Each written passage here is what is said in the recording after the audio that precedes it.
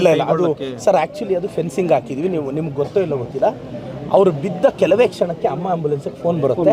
ನಮ್ಮ ಅಮ್ಮ ಆ್ಯಂಬುಲೆನ್ಸ್ ಗ್ರೂಪಲ್ಲಿ ಮೆಸೇಜ್ ಇಡ್ತಾರೆ. ನಾನು ನೇರವಾಗಿ ಆ್ಯಂಬುಲೆನ್ಸಿಗೆ ಮಾತಾಡಿ 2 ಆ್ಯಂಬುಲೆನ್ಸ್ನ 10ರಿಂದ 12 ನಿಮಿಷದೊಳಗಡೆ ನಾನು ಇನ್ನೂ ಟ್ರಾವೆಲಲ್ಲಿ ಇರ್ತೀನಿ, ಹಳ್ಳಿಗಳು ಮುಗಿಸ್ಕೊಂಡು ಹೋಗುವಾಗ ನನ್ನ ಗಮನಕ್ಕೆ ಬರುತ್ತೆ. ಅವ್ರನ್ನ ಕರೆಸ್ತೀವಿ. ಅದು ಇನ್ಸಿಡೆಂಟ್ ಏನಾಗುತ್ತೆ ಅಂದರೆ, ಒಂದು 10-12 ವರ್ಷದ ಹುಡುಗನ್ನ ಹಿಂಗೆ ಎಳಿಬೇಕು ಅಂತ ಅವ್ರ ತಾಯಿ ಹೋಗ್ತಾರೆ. ಅವ್ರ ತಾಯಿನ ಕಾಪಾಡಬೇಕು ಅಂತ ಚಿಕ್ಕಮ್ಮ ಹೋಗ್ತಾರೆ. ಚಿಕ್ಕಮ್ಮನ ಕಾಪಾಡಬೇಕು ಅಂತ ಚಿಕ್ಕಮ್ಮನವ್ರ ಯಜಮಾನ್ರು ಹೋಗ್ತಾರೆ. ಚಿಕ್ಕಮ್ಮನವ್ರ ಯಜಮಾನ್ರು ಇವ್ರನ್ನ ಕಾಪಾಡಬೇಕು ಅಂತ ತಾಯಿಯವ್ರ ಯಜಮಾನ್ರು ಅಂದರೆ ಆ ಹುಡುಗನ ತಂದೆ ಹೋಗ್ತಾರೆ. ಈ ಮಗು ಆಚೆ ಬಂದ್ಬಿಡುತ್ತೆ. ಆ 3 ಜನ ಸ್ಲಿಪ್ಪಾಗಿ ಬಿದ್ದು ಹೋಗ್ತಾರೆ. ಕೊನೆಯಲ್ಲಿರೋ ವ್ಯಕ್ತಿ ಇದಾಗ್ತಾರೆ. ನಾನು ಇಮಿಡಿಯೇಟಾಗಿ ಅವರು ತಂದೆಯವ್ರು ಯಾರು ಸೇವ್ ಆಗಿದ್ರು ಅವ್ರು ನಿನ್ನೆ ಅವ್ರನ್ನೊಂದು 5 ನಿಮಿಷ ಮಾತಾಡಿ ರಾತ್ರಿ 9 ಗಂಟೆ ಆದರೂ ಅವ್ರನ್ನ ಪೋಸ್ಟ್ಮಾರ್ಟಮ್ ಮಾಡಿಸಿ ಅಮ್ಮ ಆಂಬುಲೆನ್ಸಲ್ಲೇ ಸಾಕ್ಸಿದ್ದೀನಿ. ಬಟ್ ಇದು ದುರಂತ. ನಾನು ಎಲ್ಲ ರಾಜ್ಯದ ಜನತೆಗೆ ವಿನಂತಿಸ್ತೀನಿ, ದಯವಿಟ್ಟು ಈ ಶ್ರೀನಿವಾಸ ಸಾಗರ ಈ ಕಡೆ ಎಲ್ಲ ಬಂದಾಗ ನೀರು ಸಡನ್ನಾಗಿ ಇಳಿಬೇಡಿ, ಎಚ್ಚರಿಕೆ ಕ್ರಮ ಇಲ್ಲದೆ.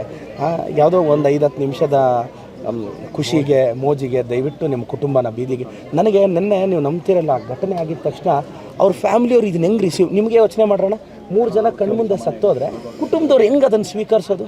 ನನಗೆ ಒಂದು 1/2 ಅವರ್ 1 ಅವರ್ ಪಾಪ ಅವ್ರ ಫ್ಯಾಮ್ಲಿಗೆ ನಾನು ಅವ್ರ ಜೊತೆ ಒಂದು 2-3 ಸಲ ಮಾತಾಡಿದ್ದೀನಿ. ನಮ್ಮ ರವಿ ಅಣ್ಣವ್ರು ಫೋನ್ ಮಾಡಿಕೊಟ್ರು, ನಮ್ಮ ಪತ್ರಕರ್ತರು ಮಾತಾಡಿ ಅವ್ರಿಗೆ ಧೈರ್ಯ ಹೇಳಿ ಡೀನ್ನ ಮಾತಾಡಿ ರಾತ್ರಿ ಪೋಸ್ಟ್ಮಾರ್ಟಮ್ ಮಾಡಿ ಕಳಿಸ್ಕೊಟ್ರು. ಅವ್ರ ಆತ್ಮಕ್ಕೆ ಶಾಂತಿ ಸಿಗಲಿ ಅಷ್ಟೇ.